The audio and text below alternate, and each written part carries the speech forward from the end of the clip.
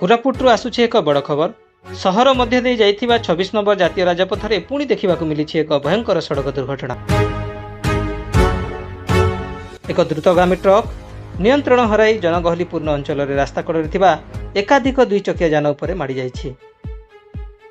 दुर्घटना रे किछि लोक आहत होइथिबा बेले स्थानीय अंचल तीव्र असंतोष प्रकाश पाइछि। सबुठु बड़ प्रश्न है बारंबार एभली दुर्घटना पर भी जिला प्रशासन निद भांगुनी कहीं।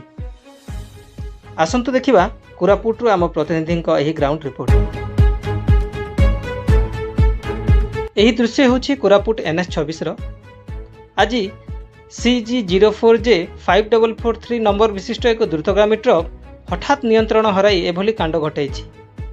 Punjab national bank, HDFC bank एवं SP गैस सेंटर भली व्यस्तबहुल व्यावसायिक प्रतिष्ठान थिबा एही स्थान रे दिन सारा लोकंक गहली रही थाए।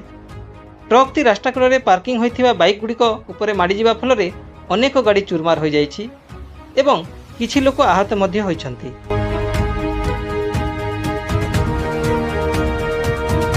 सबुठारु चिंताजनक विषय होछि गत 2 ରୁ 3 मास तले ठीक एही स्थान रे एभली आउ एक दुर्घटना घटिथिला। तथापि प्रशासन पक्षरु कोनोसी स्थायी प्रतिकार करा जाय नाही। एही अंचल रे तुरंत speed breaker, traffic signal, CCTV camera एवं स्थायी ट्रैफिक नियंत्रण व्यवस्था करने को स्थानीय बुद्धिजीवी और साधारण जनता दाबी करिसेंति।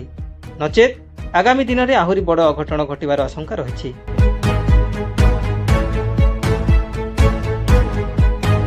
आजिर एही दुर्घटना पर समग्र कोरापुटवासी नजर एवं जिला प्रशासन उपरे। जनसाधारण सुरक्षा पाई केबे निर्दोष लोकंक जीवन सुरक्षित हेबो सही प्रश्न आज साधारण जनता मनरे। कोरापुटरू गुप्त प्रसाद पत्रिका रिपोर्ट, सत्यपत्र न्यूज।